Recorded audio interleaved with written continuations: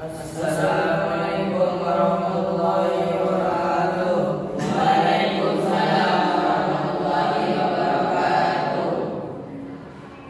Perkenalkan, nama saya Rizka Majila. Perkenalkan, nama saya Muhammad Syaiful Rahim. Perkenalkan, nama saya Muhammad Rahir. Perkenalkan, nama saya Haridian Syah. Kami dari kelompok 3 akan mempresentasikan cahaya dan alat bukti. Berikut laporannya. Cahaya adalah bentuk energi elektromagnetik yang dapat dilihat oleh mata manusia berupa gelombang yang merambat lurus dengan kecepatan sekitar 300.000 km per detik di ruangan hampa. Cahaya memiliki panjang gelombang tertentu sekitar 400 sampai 700 nanometer untuk spektrum tampak dan bersifat sebagai gelombang sekaligus partikel.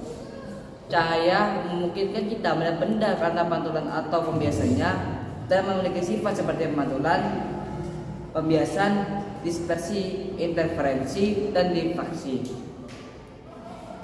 Sifat-sifat cahaya: merambat lurus, cahaya bergerak dalam garis lurus, terlihat pada bayangan benda atau berkas sinar. Dapat dipantulkan atau refleksi. Cahaya memantulkan saat mengenai permukaan, misalnya pada cermin, hukum pemantulan, sudut badan atau sudut pantul. Dapat dibiaskan atau refraksi. Cahaya membelok saat berpindah medium atau misalnya dari udara ke air, menyebabkan efek seperti pensil patah di air. Dapat diuraikan, dispersi. Cahaya putih dapat diuraikan menjadi spektrum warna pelangi saat melewati prisma. Dapat mengalami interferensi dan difraksi. Cahaya dapat saling memperkuat atau melemahkan serta membelok di celah sempit. Pemantulan cahaya. Adapun hukum pemantulan cahaya yaitu hukum Snellius. Yang pertama, sinar datang, garis normal dan sinar pantul terletak pada sudut dan datar. Yang kedua, sudut datang cahaya sama dengan sudut pantul cahaya. Yang pertama, pemantulan cahaya pada cermin datar. Sifat bayangan pada cermin datar: maya, tegak, sama besar. Jarak bayangan sama dengan jarak benda. Tinggi bayangan sama dengan tinggi benda.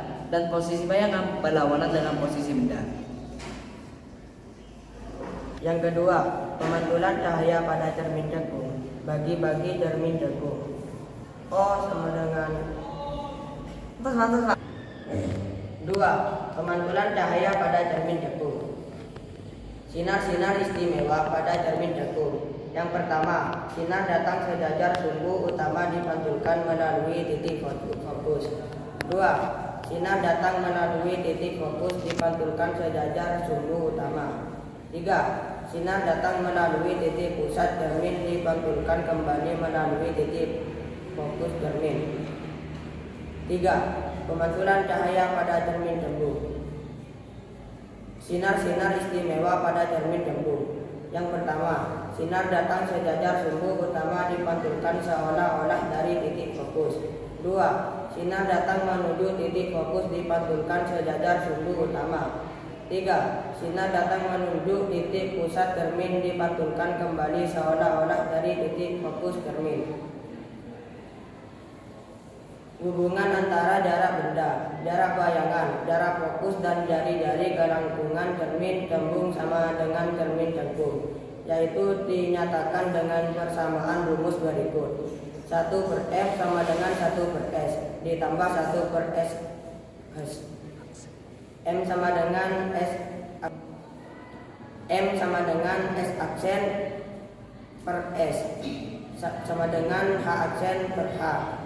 S sama dengan jarak benda, S aksen sama dengan jarak bayangan, F sama dengan jarak fokus cermin cembung, M sama dengan perbesaran bayangan, H aksen sama dengan tinggi bayangan, H sama dengan tinggi benda.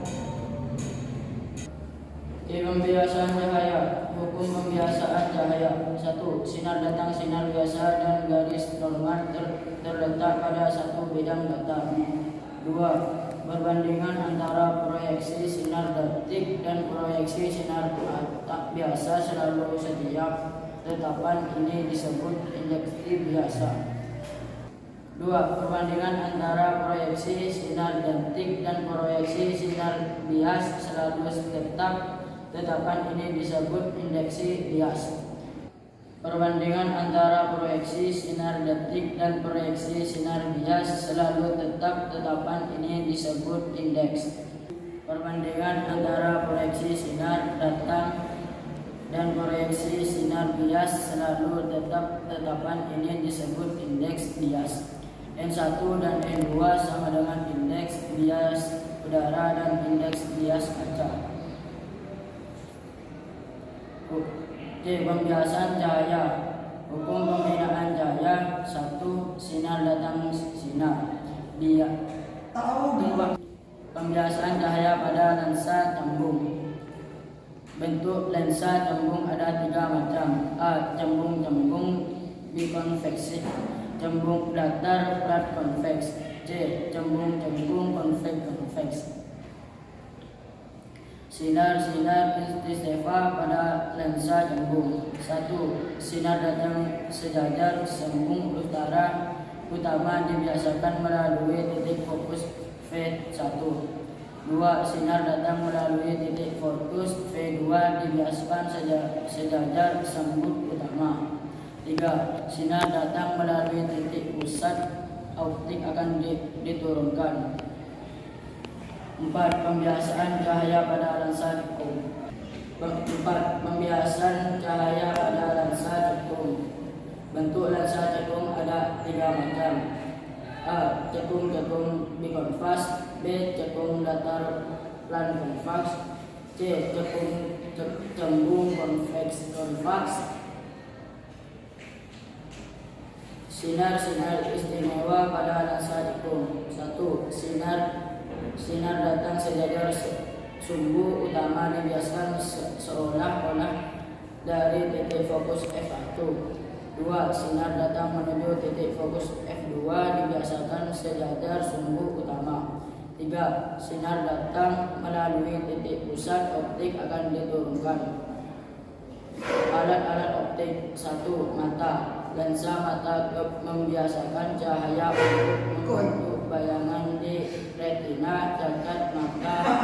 Alat-alat optik. Yang pertama, 1. Mata. Lensa mata membiaskan cahaya untuk membentuk bayangan di retina. Cacat mata, rabun jauh, rabun dekat. Astigmatisme diperbaiki dengan kacamata. Yang kedua, kamera. Sifat bayangan pada kamera nyata, terbalik, diperkecil dan di ruang 2. 3. Lup kaca pembesar. Lup digunakan untuk mengamati benda-benda yang berukuran kecil. Yang keempat, alat optik yang menggunakan 2 lensa atau lebih. 1. Mikroskop. Mikroskop digunakan untuk mengamati benda-benda yang sangat kecil. Sifat bayangan maya, terbalik, dan diperbesar. 2. Teleskop atau teropong. A. Teleskop teropong bumi. Teropong medan digunakan untuk mengamati benda-benda di permukaan bumi pada jarak jauh. B. Teleskop bintang digunakan untuk mengamati benda-benda angkasa di langit. Dari pembahasan kami, apakah ada yang ditanyakan? Apakah untuk menentukan titik fokus bayangan dan jarak bayangan pada cermin cekung dan cermin cembung itu sama? Tidak.